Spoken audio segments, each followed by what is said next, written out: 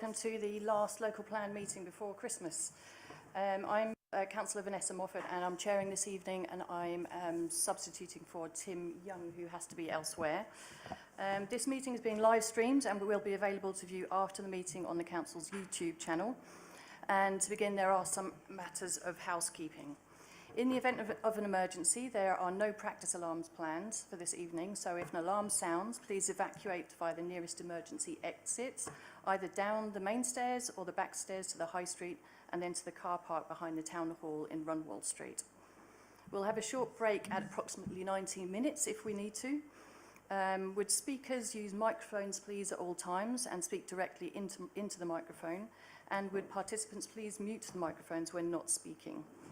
The use of mobile phones and other devices, including cameras, by visitors is welcomed, but you're requested to use them discreetly and not to disturb the meeting, to set them to silent and not to use voice or camera flash functions.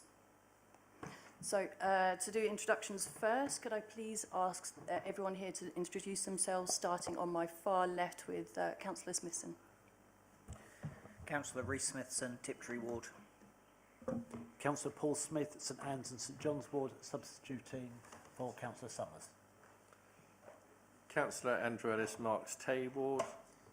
Marks Tay and Layer, sorry. Lewis Barber, Lexington and Brazick Ward. Councillor Martin Parsons, Mersey and Pyfleet Ward. Councillor Sean Kelly, Wivenhoe Ward. Councillor Richard Bourne, Newtown and Christchurch Ward, substituting for Councillor Smalls.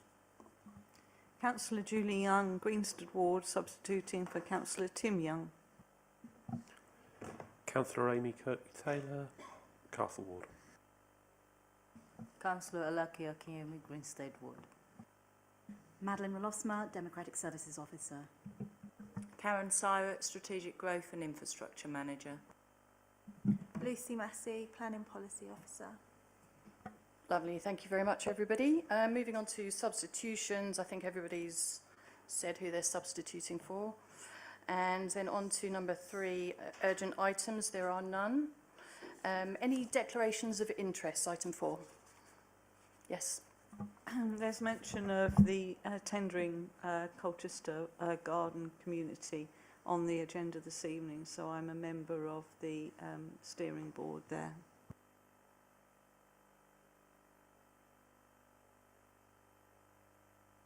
Thank you. You have no minutes to approve from the last meeting, so we can move on to item 6, which is have your say. We've no members of the public on this item, but we do have a question from Councillor Paul Smith. Thank you very much, Chair. I was planning to attend as a visiting councillor tonight, but I appreciate your forbearance in allowing me to have this under the effectively visiting speaker slot. It's to do with the consultation that's currently taking place on the local plan. I've had some adverse comments from my residents about the difficulty to try and locate the local plan. When they go onto the council's website, there is a big banner offering a consultation on local government reform, but absolutely nothing on the local plan. They have to dig deep into it, and that's very disconcerting. And I'd also like to raise a question about the 3 venues for the drop-in sessions. They're all taking place at the town hall. Surely that's not great for diversity, for getting views from some of the rural areas where it may be difficult for people to actually travel into the town halls, not to mention quite expensive, particularly if we're looking at people who cannot use the internet, possibly again because of their financial circumstances. Expecting to have to pay for expensive bus fares into the town hall seems very unfair. So could I have some thoughts on those from the officers, please?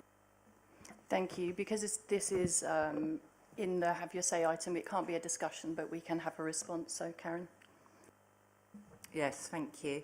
The Local Plan Committee did have full details of the consultation last time around when they agreed to publish the document for consultation, and that was agreed as part of the decision taken then.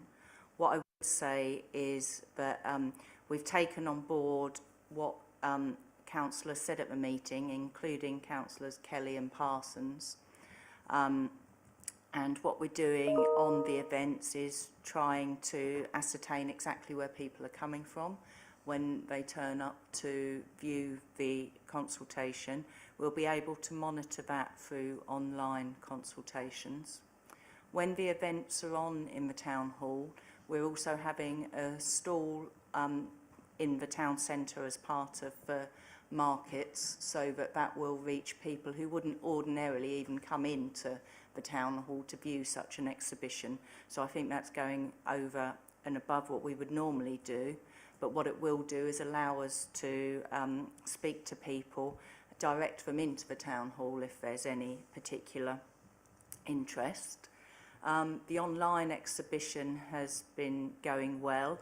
I haven't got figures from this week, but as of Wednesday last week, Wednesday morning, we'd had 60, a summary. As of last Wednesday, we'd had 60 representations received. The online exhibition had attracted about 280 viewings, far more than we would get if we went anywhere else, because people are finding it easy, and the same boards are available online as there are at the exhibition. We had the first parish council meeting last week, and that attracted, I think there was about 50 people. We've got another session tomorrow morning for parish councillors, and as Councillor Kelly indicated, some parish councils are going about things, they're holding their own meetings, they're publicising it themselves, and we're certainly encouraging that. We had 3 youth events last week at the Institute, the Sixth Form College, and the Young Persons Residence Panel.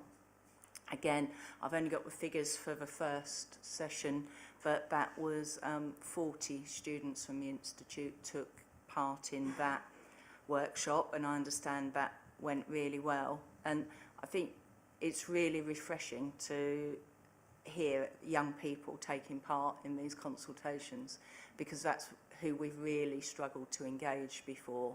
And Councillor Gocher has spoken before at this committee about how we better engage young people, and I think this time around we're managing to do that, so I take some comfort in that.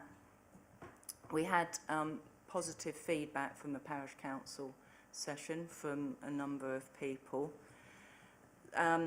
So I think we're quite pleased with how things have gone. I understand there was an issue because Colchester Library didn't open until the 1st of December, and I understand someone wasn't aware the plan was here for viewing, got sent to the library wasn't open, or they hadn't found the documents. We've reached out to those people, and where there are special circumstances, we're making an allowance for that. So I'm thinking that we've addressed everything as far as we can, in line with the recommendation that was taken last time around. You didn't address the banner on the website? No, sorry, that's a really good point.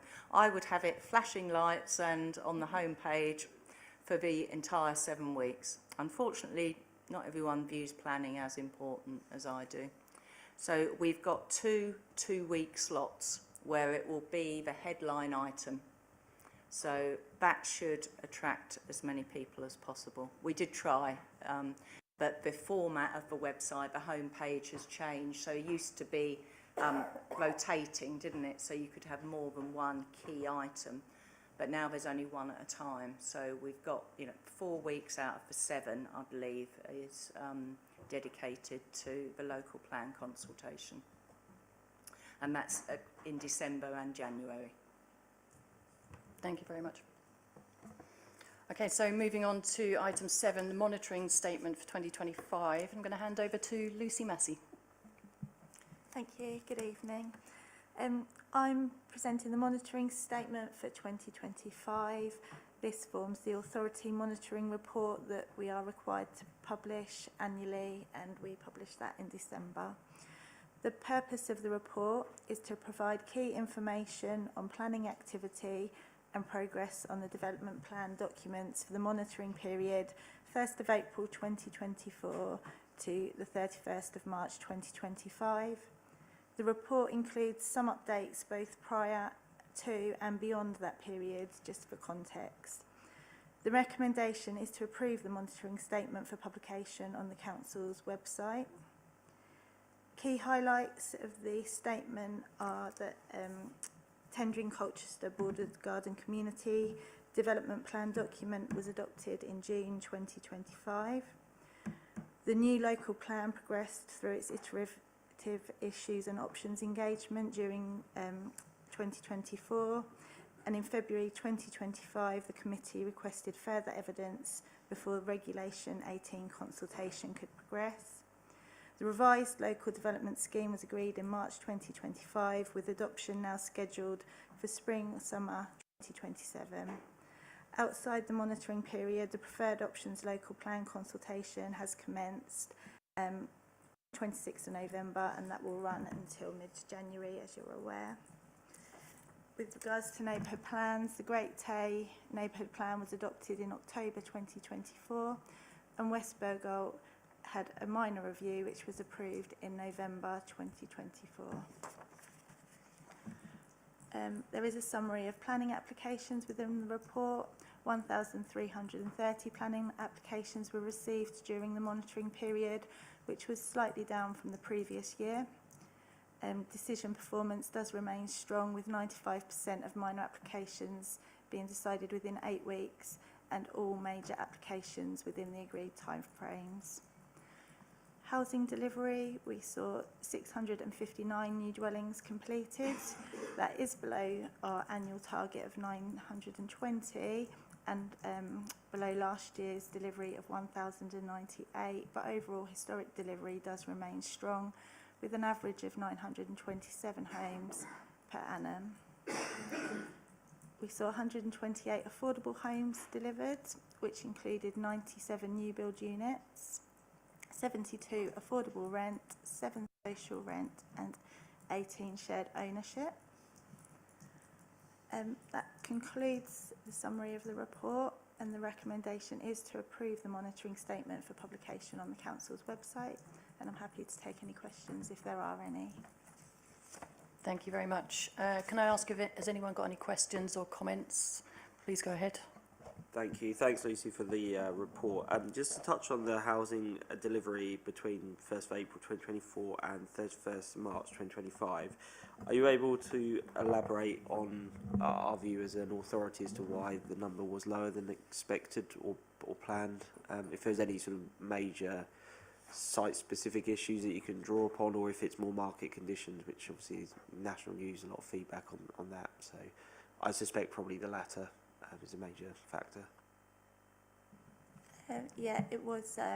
We had forecast a lower than our normal 920 figure. I think we had forecast in the region of around 800 that year prior to the year commencing, and I think overall there wasn't a specific site. Really, it was just overall a lower delivery across the country. Have you got anything to add on that? Thank you. And Councillor Kelly?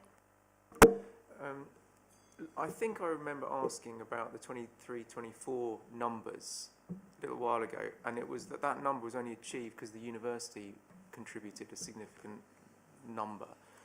The 24-25 one is obviously much lower.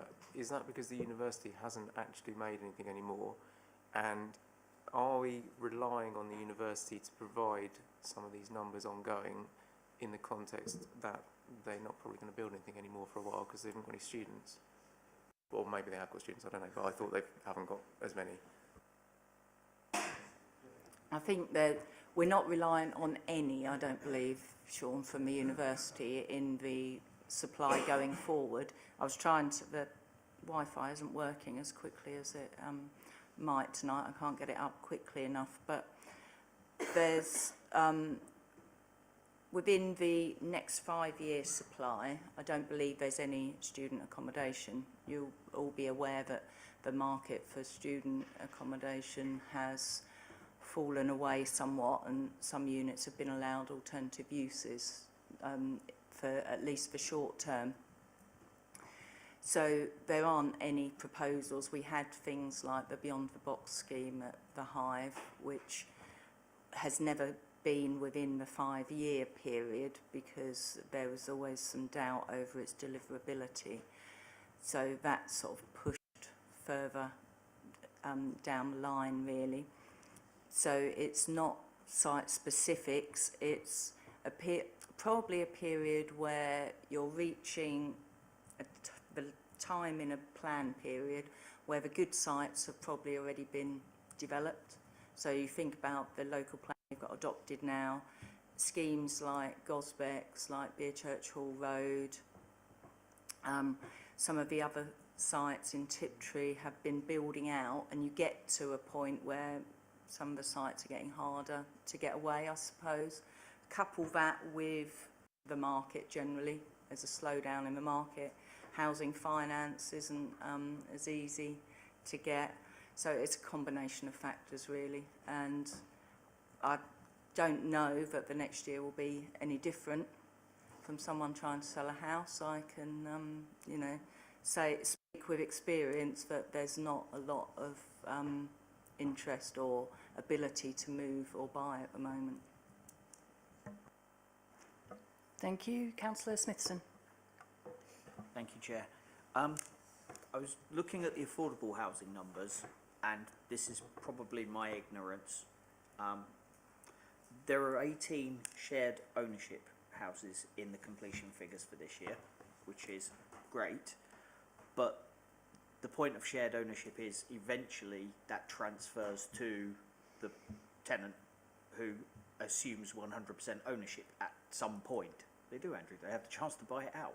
So if they do, does that then decrease the number of social houses? And at some point, will we see those numbers coming down because we're not building enough to replace the ones that transfer to private ownership?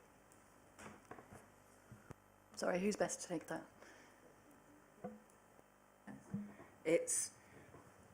We will always go for affordable rent if we can, Reece. That's the overwhelming need. Well, social rent, first of all, but then affordable rent is preferable to shared ownership or shared equity or low-cost home ownership. So that's always what we will aim for. The housing needs report that we've had done, the last couple have indicated there is a need for some alternative forms of tenure. So we tend to go for 20% affordable, shared equity, shared ownership type products or first homes, that type, and retain 80% at affordable rent. There is still the right to buy,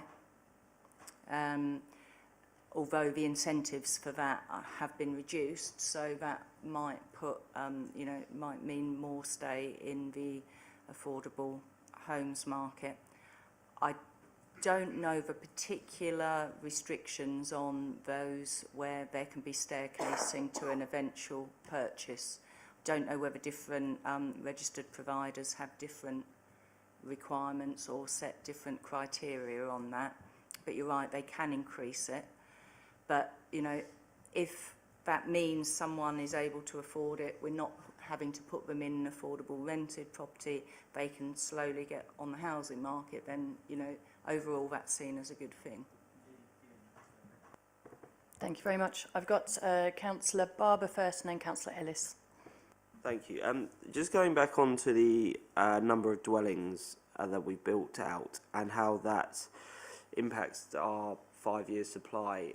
If the market basically goes up again and is more robust and we start seeing more interest in newer planning applications, I'm just wondering how that, I'm not sure how to frame the question, sorry, but I'm trying to think of that deficit that's built up in the lower delivery years. Is that taken into account, I guess, and the fact that there's more depressed market conditions, if we're able to, if newer applications, I'm thinking I wouldn't want a situation where we've got these planning applications that are largely not being built out. Say, I know we don't really have a massive problem with that, but say the market's suppressed, and then market sort of picks back up again, and we start having more interest from applicants bringing their sites forward. Is that sort of the worst of both worlds? Because we've then got sites that we sort of feel comfortable being built out and allocated for residential, and we've got these planning permissions already in place, or because we can't really then say to these newer sites, oh no, we can't have you because we're allocating them for residential already, plus we've got the existing planning permissions. I'm just wondering what sort of risk there is on it all coming at once, I suppose, is a better way of putting it. We start getting it built out, we start having to permit development, and it sort of squeezes into this narrower time frame. Yeah, I mean, there's always peaks and troughs in the housing market, and we've seen them over the years, not to the same extent as others, it's fair to say, but you know, there were years where we were building 1,100 a year. For the last 5 years, we've built over 1,000 on 2 occasions and less than the target on 3. So it tends to balance out, which is fortunate for us because deficits do have to be taken into account in later years if you haven't delivered. Oversupply isn't generally taken into account.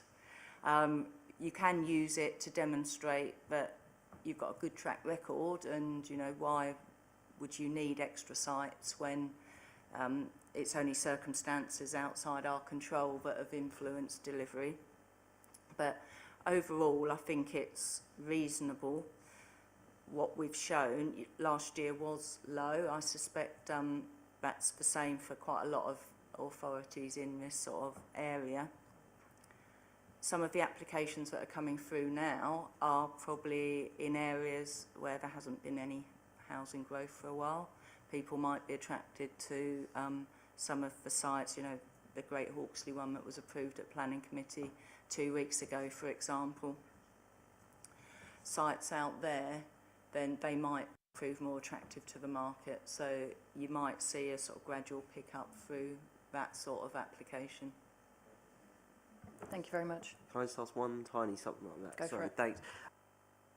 Sorry. In general, in the MPPF, if, say, there's a protracted period of lower housing growth in the country on sort of more macro conditions, when we come to a review, how does the MPPF, and I'm talking about the review after this one, and let's assume there's no changes to any plot, etc.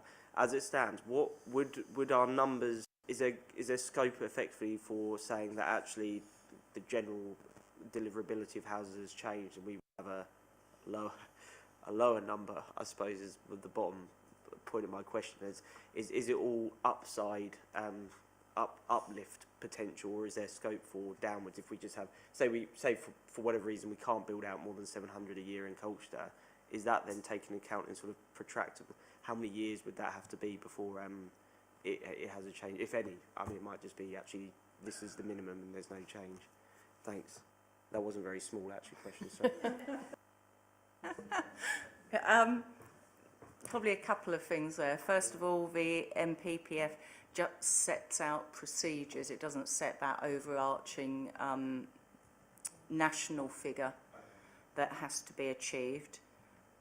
Within the MPPF, though, there is the standard methodology. So the standard methodology could be adjusted to give different figures in different areas, depending on the policies of the day. What we do have at a more local level is the housing delivery test, which is a figure that's produced every year, which looks at delivery by each authority over the previous 3 years, and then there can be sanctions applied. We've never had any sanctions applied, but you can be subject to an action plan which sets out how you will address the shortfall. We could be subject to a 20% buffer on top of our target, and we could be subject to a presumption in favour of allowing applications. So there's various methods of sort of adjusting that number, but no overarching number. Thank you very much, Councillor Ellis.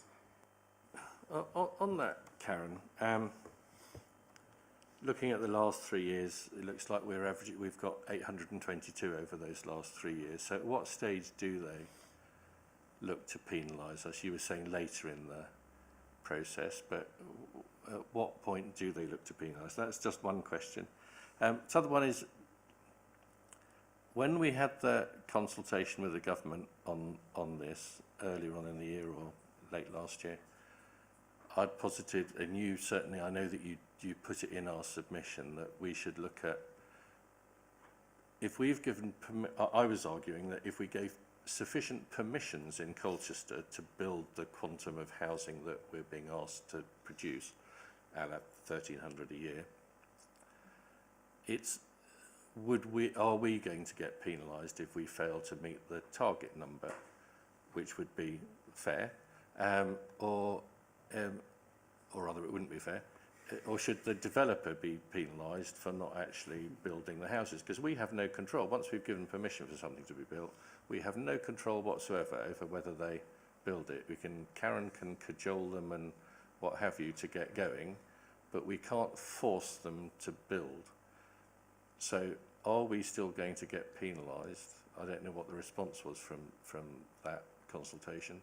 Are we still going to get penalised if we give sufficient permissions to build the quantum of housing we're being asked to produce, but developers don't actually produce the housing?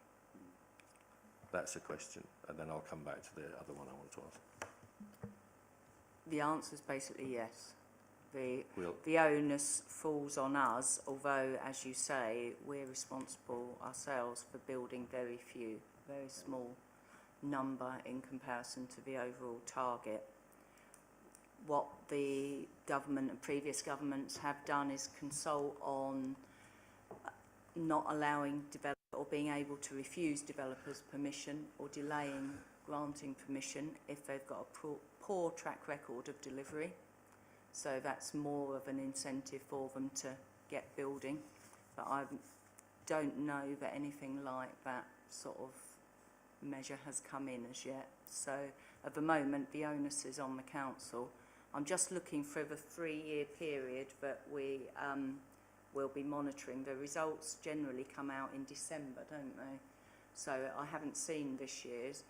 Last year's, well, the publication, which I'm waiting to download, is, although it was published December 24, it refers to the 23 housing delivery test, so it might be a year or two behind in terms of monitoring. But I'll find that before the meeting and let you know. Thank you. Okay, and the other question I was just going to ask about windfall. I can see, I mean, it's all over the place. I hadn't realised it had dipped quite so low in the last couple of years, the windfall. What have we used in the plan, the current plan that we've gone out to consultation on? I can't remember. I thought it was quite low when I saw it, but it's not. Are we on the sort of 260 or so is what you normally have? I know that's what you have in your monitoring statement normally, about 260 is the average. Is that what we've used? I will have to check that. I think we're on 220 from memory, but again, I will confirm. Which is probably that. why I thought it was low, because it's been, certainly for the last plan, I think it was 260, and we had evidence that it's normally sort of 280 odd. Yes, and it has dropped off. I was quite surprised by the figures as well. So, but when we've monitored over a slightly longer period, it's allowed us to use what I think is a more robust figure, and it is slightly higher, reflecting the sort of 250, 260 that we were averaging. Okay. Thank you very much. Thank you. Are there any final comments or questions? So I've just listened to what Councillor Ellis was saying about the applications being granted and then people not building them and us then being penalised, and it appears to be completely out of our control if they don't do that to some extent, which seems an uncomfortable place to be if you are any of us here. In the scenarios where builders have trigger points within the delivery of their houses for certain actions to occur, for example, once 50 units are occupied, then you've got to do X. Once 100 units are occupied, then you've got to do Y. And then sometimes, some developers, not all, obviously, build a number of them and then stop because of, I don't know, we've run out of plasterboard or something. And then they don't do the rest of them because it doesn't suit them to do the rest of them.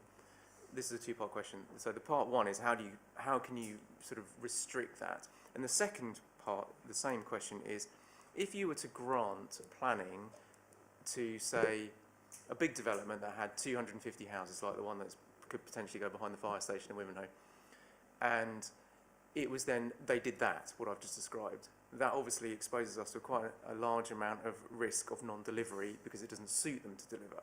Whereas if you were to break that apart into multiple planning applications whereby you could control it more at a more granular level to stop that sort of behaviour, is that something that you can do? So rather than saying, right, you've got this one thing where you've got to do 250 houses, but every 50 there's a ratchet and then something happens and then they go, well, we've done 150 and actually we've kind of lost our interest in this now and we're not going to do the rest.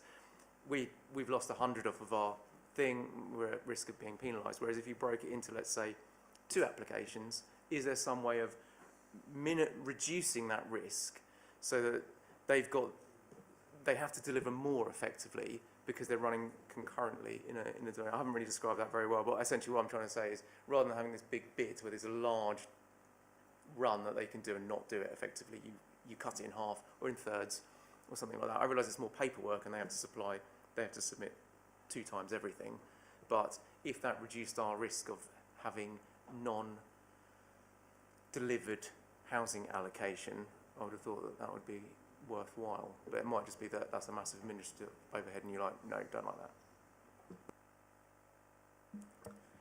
I don't think we can break sites down. We normally encourage developers to look at sites comprehensively rather than separately for better planning, really. But I think what we can do is set trigger points so it's never worth them stopping halfway through, for example. There's only one site I can think of, and Reese will know it well. It's in Tiptree, where it has taken an enormous amount of time to get to 50 occupations, and we need 51, don't we? But apart from that, build out in Colchester is normally really strong, and once the site starts, there aren't examples of it not being delivered in its entirety. So at the moment, and touch wood, that isn't a problem we're encountering. But you raise a good point about the trigger points, and it's ensuring that they are set at appropriate times so that you don't get to that stage where a developer might think it's not worth me carrying on, because what I would have to pay in Section 106 agreements wouldn't be worth it. Brilliant, thank you. Councillor Parsons first, and then Councillor Ellis, and then we'll look to move on, I think. Thank you. It's a very quick question along those lines. As a local plan committee, and I know this is true of other councils as well, often it ends up being a kind of feeling like a tick box exercise to meet all the government targets rather than a strategic view in a kind of slightly broader sense that it perhaps could be. Thinking about that strategic view, is there any mileage at all in us looking at breaking down sites into smaller units, particularly given the government has just announced that anything over 150, we have to inform the minister, who might just take it out of our hands anyway? I'm not sure how we would break them down, Martin, because we're not, we can't control what's submitted unless there was national legislation that said, no application over X number of units would be permitted. I don't think we can stop anyone submitting 3 smaller parcels. It was basically a technical question on that. Thank you, Councillor Ellis. I think actually I might take it private with Karen afterwards, 'cause it's to do with trigger points and lessons learned, because I thought with the Western Relief Road we'd learnt some lessons, and I'm confused that I'm hearing about another, and I'm sure it's not the only one I've heard of recently, where there's an issue with the trigger point where the developer has stopped developing effectively, so they don't have to deliver something. And I just wonder why we haven't learnt the lessons. The Western Relief Road being Stanway? Yeah. Yeah, well, that was, even before my time. No, it wasn't before mine, unfortunately. The point was we learnt lessons from that. The fact that you could have a developer who could say we're going to deliver this at this point and built up to a house underneath it, and then didn't carry on, and therefore we had to wait a decade or over a decade to get the road. So, and that's exactly the lesson that was learned, I think, there. But it did coincide with probably one of the worst recessions in housing terms, which didn't help with delivery there. The case that I referred to in Tiptree, they're building, but they're building slowly. And it's probably not helped with the appeal sites that were allowed, because all of a sudden there's more houses available in Tiptree than perhaps there was originally going to be. Thank you. Councillor Smithson, is it a quick one? Okay, thank you. Okay, so we're asked to approve the monitoring update report. So can I see a show of hands, please? Okay. Thank you very much. And moving on to item number 8, the infrastructure funding statements. We have a visiting councillor here.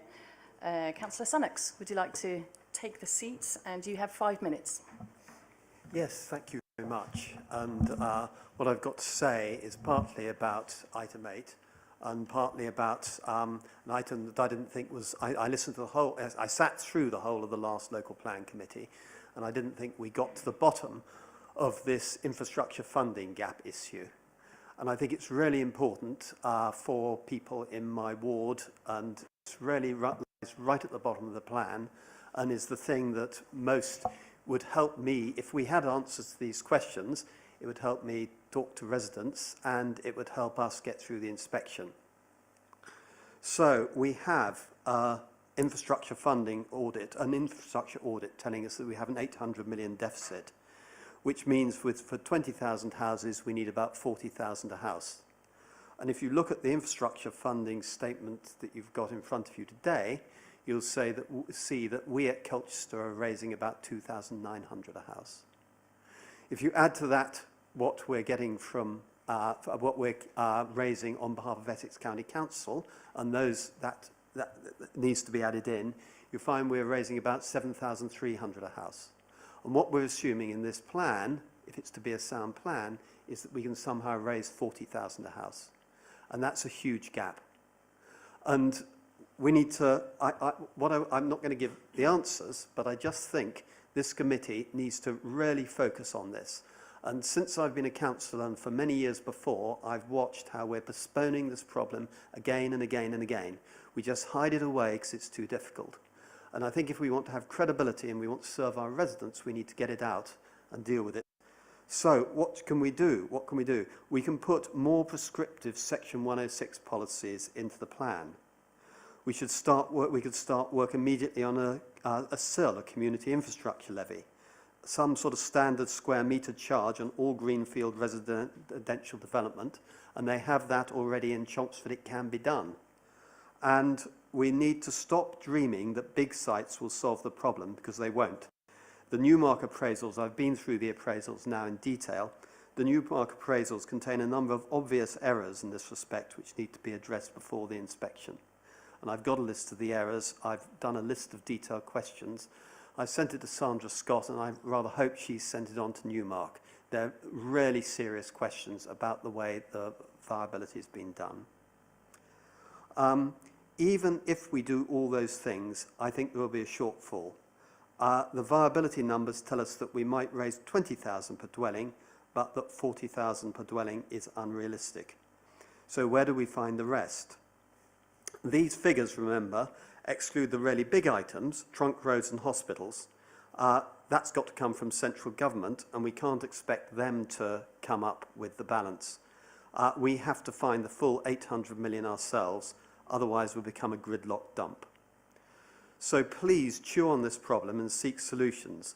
A more transparent and proactive approach will go down well with both the inspector and the electorate, especially my rural residents who are asked to swallow a lot. We should start by asking whether 800 million is the right figure, and are there any items we can reasonably cut back? We should look at the requirements dragging down the viability appraisals. I think there are some. Do we need all of them? Are there ways of reducing cost and risk for developers so they can contribute more? I think there are ways of doing that. We're trying to create a bigger cake for everyone. We're not trying to be nasty to developers or anyone, trying to create a bigger cake so that we have the money for the infrastructure. At the same time, we need to lobby hard in advance of the fair funding review. Government needs to know that if it wants growth, its infrastructure budget must be directed at areas that are growing, not the ones that are stagnant, even if there are more swing voters there. You know, we need to really lobby hard on that.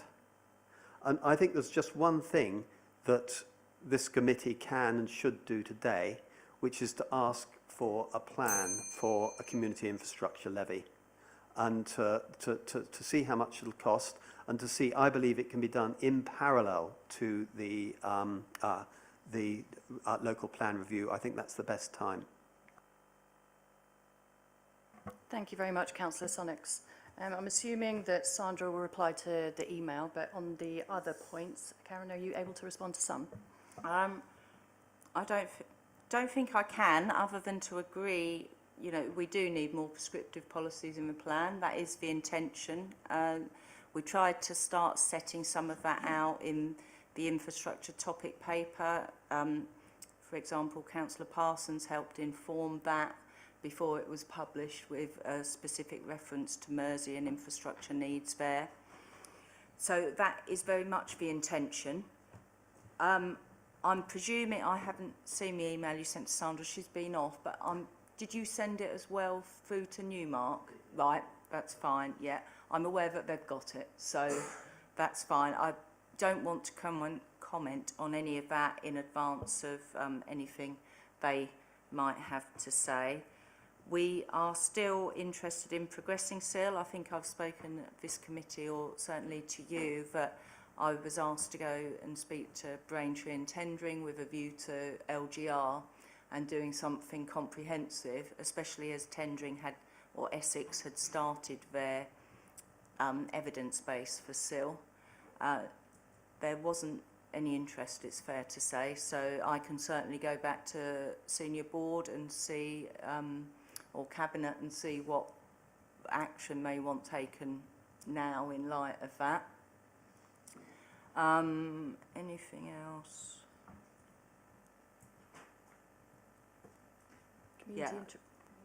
Community Infrastructure Fund, maybe? Yeah, that was, sorry, that I probably called it SIL. Community Infrastructure Levy, sorry, I shouldn't have abbreviated. Yeah, I think that was all I was intending to say, but I think because most of the questions are about the infrastructure delivery plan and the viability work, they're not so specific to this report tonight. If we can take that offline, happy to share any response with the committee if you are, Councillor Sonics, when we get that. Thank you. Would you like to respond? Yes, that's great. And you're going to take it to the Senior Leadership Board, and lots of people are going to find reasons not to do it. When they do those, it's absolutely fine if they make up reasons not to do it, but please can they answer the question, how are they going to fill the gap between 7,300 a dwelling, which is what we're collecting now, and 40,000 a dwelling? If they can't answer that, we don't have a sound plan. The inspector will, you know, he just can't ignore such a big gap. Now we've got the 800 million figure clearly laid out in the evidence base. It just can't be ignored. We need a solution. If not a SIL, then what solution? Thank you. Okay, so now, thank you, Councillor Sonics. So we'll move on to the infrastructure funding statement, and Karen, I think you're going to present it, is that right?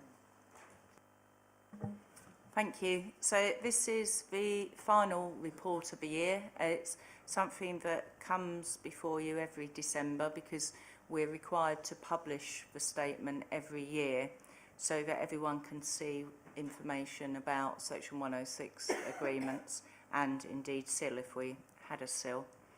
The statement covers the period 1st of April 24 to the 31st of March 2025.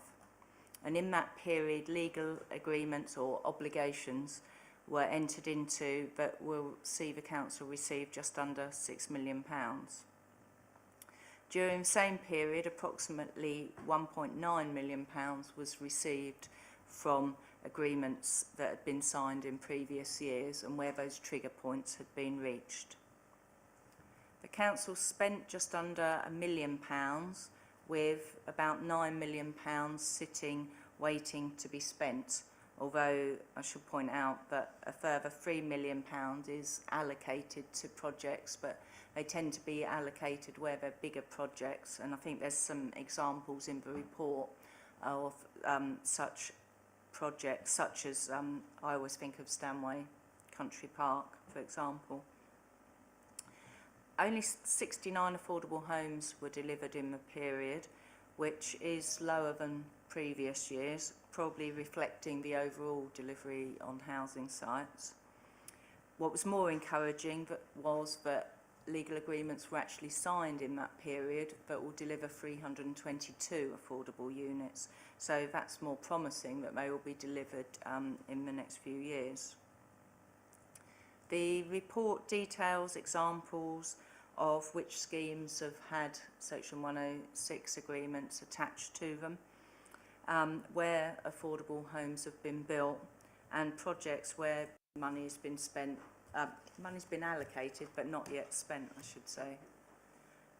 The report only covers those matters that this council has responsibility for. It doesn't cover highways or education or indeed libraries, but highways and education can be large ticket items, as you'll be aware. So don't think I need to say anything more than that, but happy to answer questions. Thank you. I've got Councillor Smithson first. Thank you, Chair. Could we have a correction to the pack and the introductory report, please? It refers to Brierley Paddocks as being in Tiptree, and last time I checked it was on West Mersey.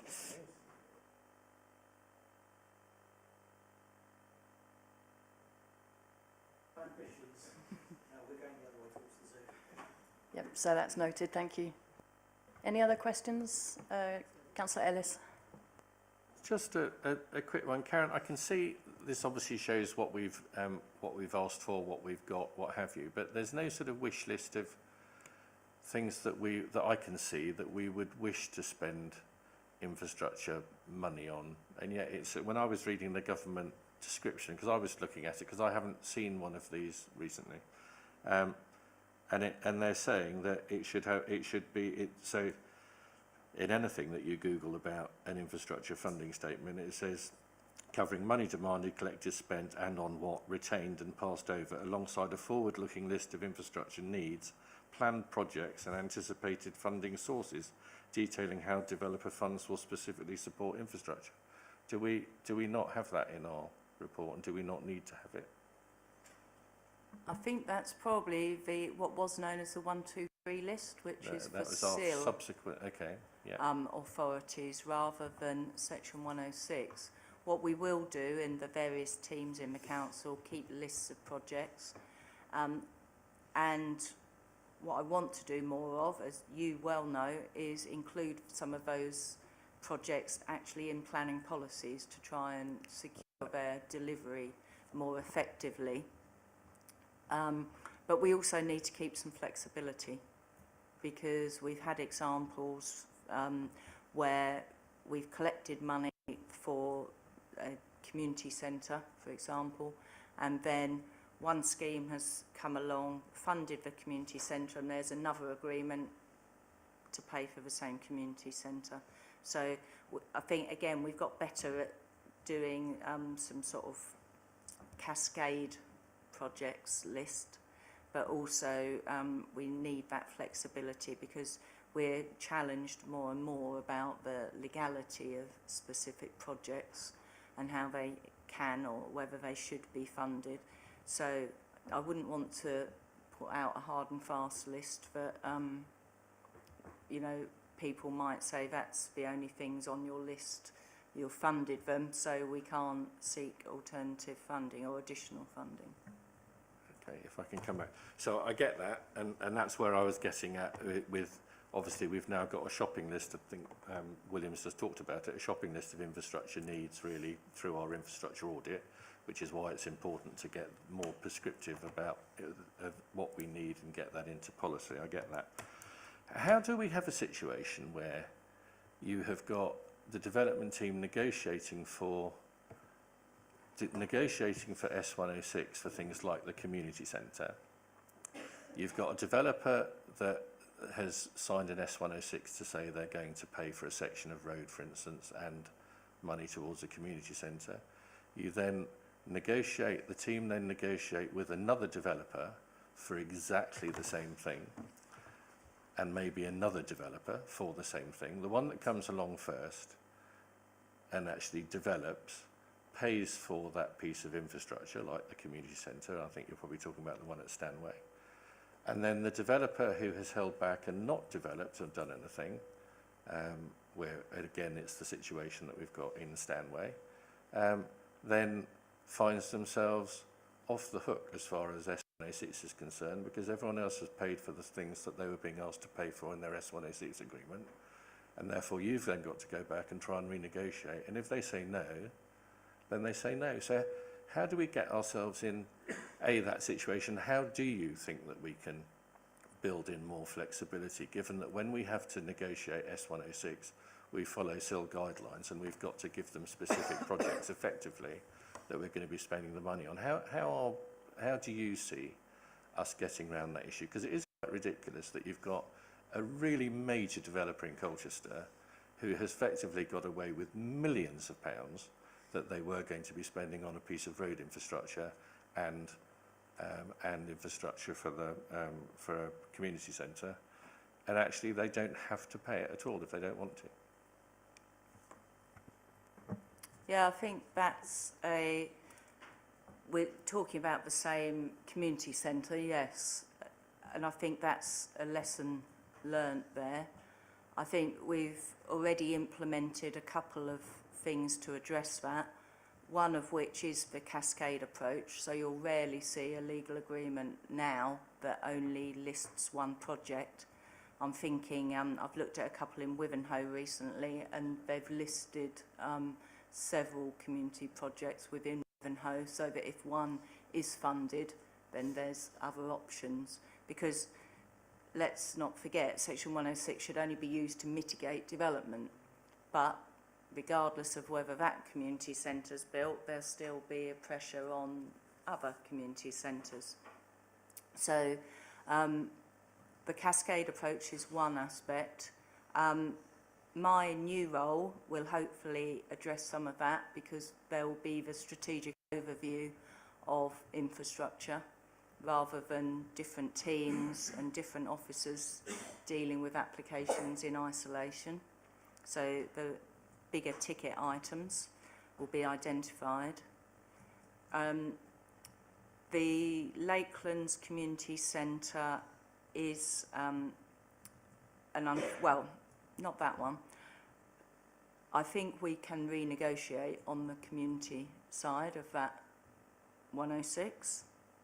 So I don't think that money's lost. I think in terms of the road funding, that was always on the understanding, it was always anticipated that another development would fund that infrastructure. So that was a fallback position really by Highways. If it wasn't delivered by, was it Stane Park from memory? Yeah. So it was a fallback. If that development needed mitigating through that measure, that transport intervention, if Stane Park development hadn't already funded it. I think maybe if we take specifics offline and then have more general questions. Got Councillor Barber and Councillor Parsons next. Thank you. I think the West Peggle Section 106 agreement is a good example where it's a bit broader as well, which is looking fortuitous given some of the challenges on the project that's identified. But I suppose that comes down to, firstly, how well received the interaction has been from the council to parish councils on their list of priorities. I think it's important just to note that that's been very well received in the areas I represent, so I'm grateful for the work on that. The second question, I'll just go, first question, second point, I suppose, just going to ask was around SIL, apologies.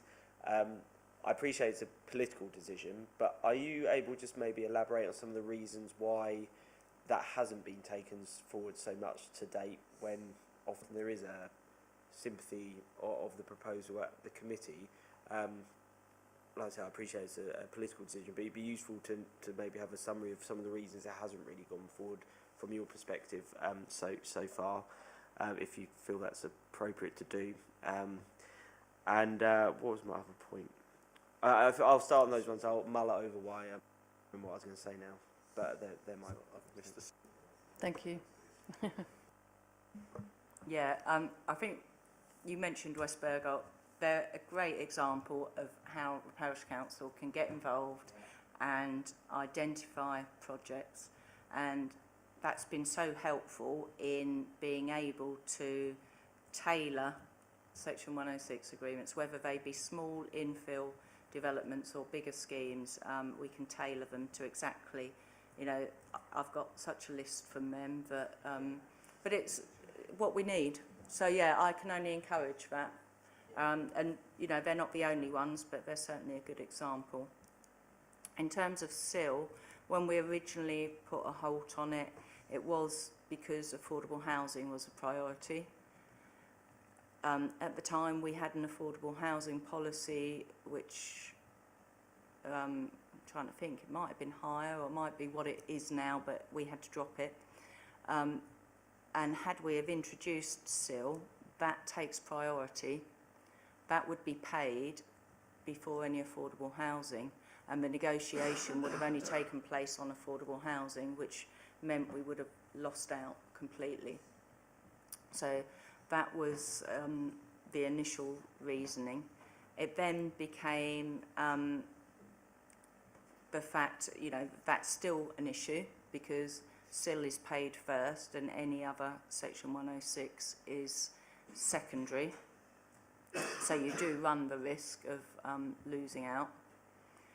There's also the issue that although it's used for, you know, by some councils, and I think Southend and Chelmsford in Essex have adopted it, Chelmsford for quite some time, it's not generally used on large sites.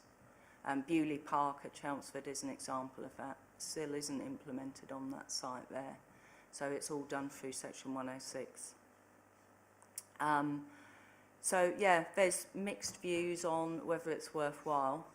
You've also got to have an up-to-date plan with up-to-date policies in, and strange as it may seem, you have to have an infrastructure gap. So you have to be able to demonstrate a gap in funding to justify implementing SIL. So there's a combination of factors, but certainly something that we're willing to look into. I think it made sense to look into it across a wider area.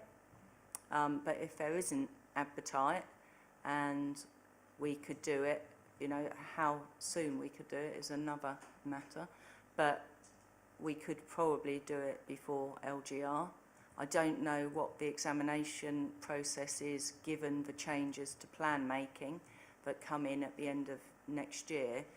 I don't think we'd be in a position to get something through to examination before then. Andrew's looking at me quizzically. I think because there's still rounds of consultation that have to be undertaken and the evidence. I think it's 4 weeks for SIL, though, isn't it?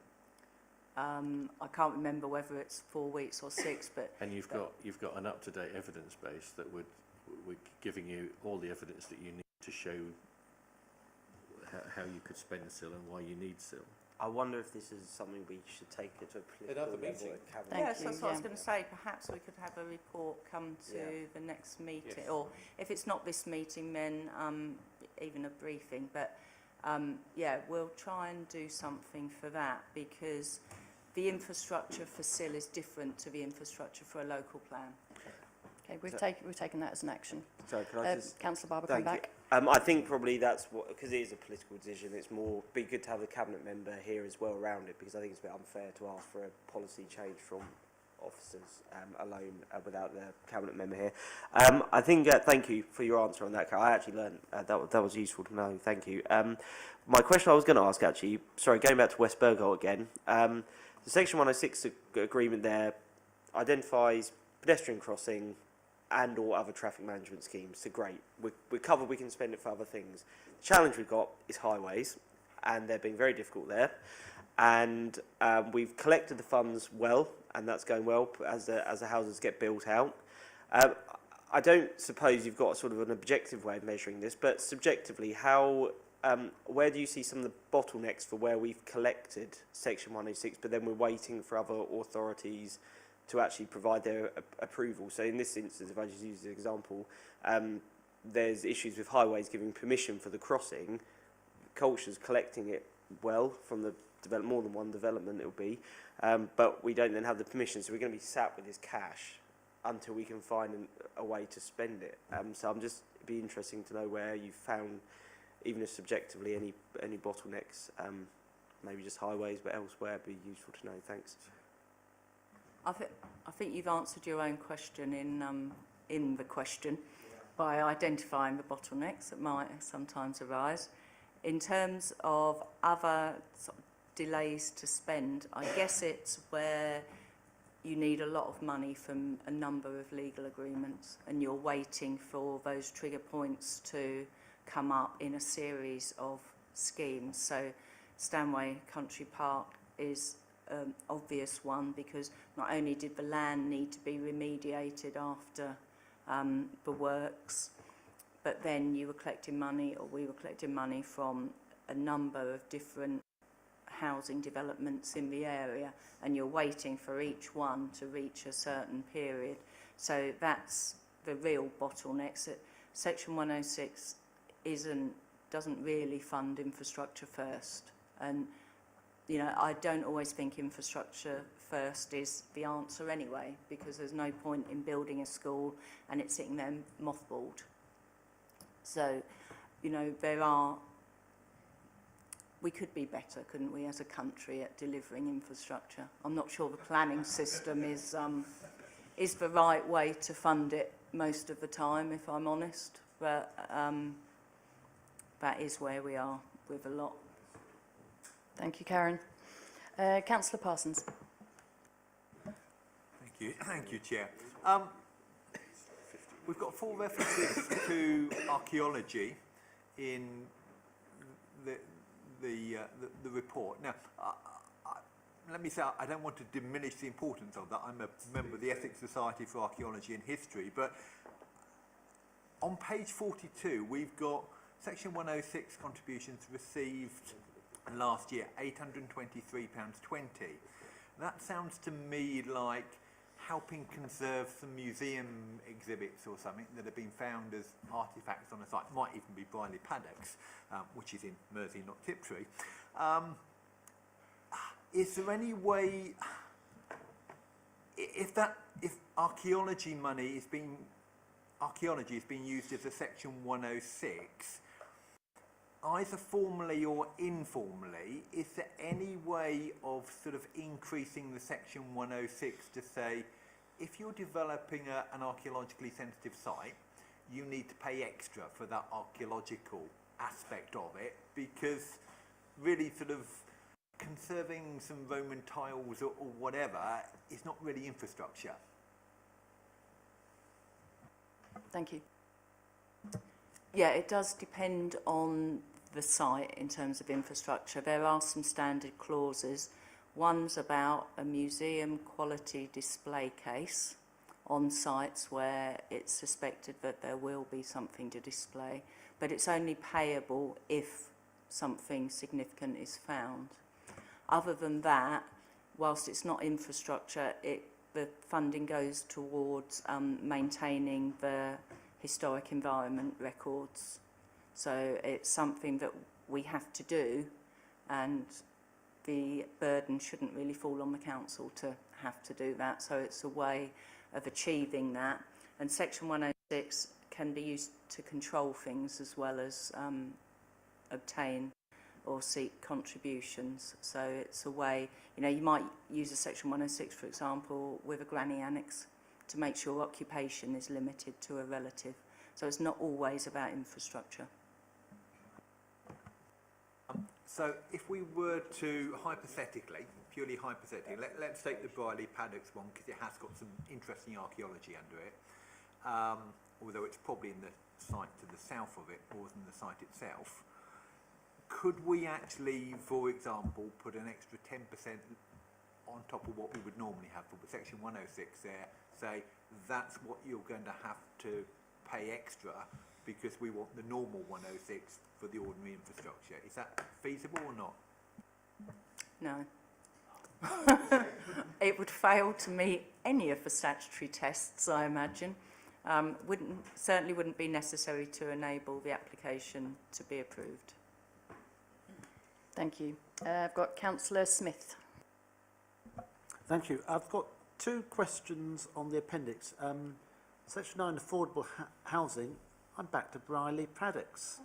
5 affordable rented homes and 14 shared ownership homes. I thought you said earlier that we wanted 20% of shared ownership, and this is considerably more.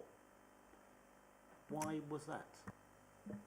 I imagine that's the almshouses, but if you can direct me to, that was Page 50. Page 50. That was a piece of land that was changed from community or health land, and I think from memory all 15 units that were delivered were affordable, and the majority were almshouses. And Councillor Parsons did.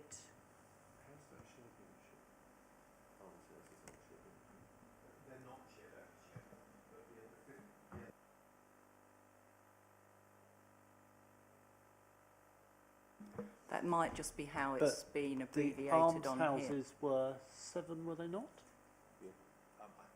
Or, so if you add that on to the 2 affordable, you're still nowhere near. No, this was on a site for 100 dwellings. This is an additional 15 units. So it's an additional 15 units of affordable with no private. And so this was considered, and with the parish council's blessing, to be acceptable. Right, so the total site was 19. We found some spare space to put 19 extra units on, of which 5 were affordable and 14 were shared ownership. That's what you're telling me. This is not part of a normal... No. I think it was 98 houses, and therefore the 90. Karen? I think this is an additional part of the site. I don't think it was part of that original 98 or 100. They were going to be business units. And Yeah. the town council was, we would give you. Oh, I am sorry. My apologies. Yes, it was an additional. so we're clear on that one. Thank you, yes, that's a good explanation as to why we'd done it. And the second point was on page 47, community projects delivered by the Section 106 contributions off-site. The one that relates to my own ward, 505 Ipswich Road, you're showing the contribution to St John's and Highwoods Community Centre in there. I know that figure was shared between St John's and Highwoods Community Centre and the St Anne's Community Centre, of which I'm a trustee, so I will need to declare that as a interest. But the figure you're quoting there is only the amount that was swapped over. It wasn't the total amount, was it? I just wanted to make that clear. I'm happy to be guided by you. I don't have full detailed knowledge in front of me. Perhaps we could just check that before the report is issued, because I think, from memory, I think it got split between the two, but I can't remember the precise figures, which for me is quite unusual, but Okay, thank you. And your declaration of interest is noted too. Any other questions or comments on... Sorry, Councillor Kelly, yes. Hopefully this is a simple one. Can you tell me the nature of a 106 agreement? Because we say agreement, which could sort of be anything. Is it executed as a land charge? Is it a contract between the developer and the council? And what happens if one of the parties that is a constituent part of that agreement no longer exists? What happens in the enforcement of that agreement? Because obviously if it was a contract and one of the parties no longer existed, then you couldn't really enforce it. And if it's a land charge, does that party still need to exist for the charge to still be enforceable, of obvious reasons? Yeah, I think we, I'll come on to the question, so I'll try to, but perhaps for the next committee, I know we're going to do some training on Section 106. We've had a request for a paper on seal, so perhaps I can wrap everything up as well for a report to give you more detail. In terms of what is it, I believe it is a local land charge, and it passes to successors in title. So where a Section 106 might be assigned to an individual property or a number of properties, the requirements will pass to a purchaser of a property or of land. So, for example, I mentioned a granny annex. Then that passes to anyone that subsequently buys that property with an annex attached. Anyone buying a new property on a new build estate, for example, they would expect, and I would expect their legal representative to identify any Section 106 that goes with the land and ensure that that's already been paid by the developer where it's appropriate. So they wouldn't be individually responsible for, say, paying for a community centre and things like that. Does that help explain? Oh, no, that's sort of backwards. I meant the developer having to make the contribution and the party with which it entered into a contract agreement or land charge, one way or the other, no longer existed because Colchester City Council no longer existed. Could that allow them wiggle room to get out of it? That's what I was getting at. Again, I think it's that successors in title. It applies to both sides, yeah. And in terms of, we refer to them as Section 106 legal agreements, but I think I said or obligation as well, because sometimes it isn't actually an agreement. The person paying money or doing something simply submits a legal obligation which requires them to do certain things. The council doesn't have to be a party to an agreement. We have to accept it and issue it along with the planning application, but that's what will happen with smaller developments more often than not. Thank you. Councillor Smithson? Yeah, just to come back on Councillor Kelly's point there, yes, it is virtually impossible to wriggle out of them because it runs with the land in perpetuity. They're not time limited in the sense that it can be transferred or bought out unless the parties agree, and it's pretty difficult to do it. They've tried to do it in Tiptree a couple of times and it just doesn't work. Thank you. Any final comments from anybody? No.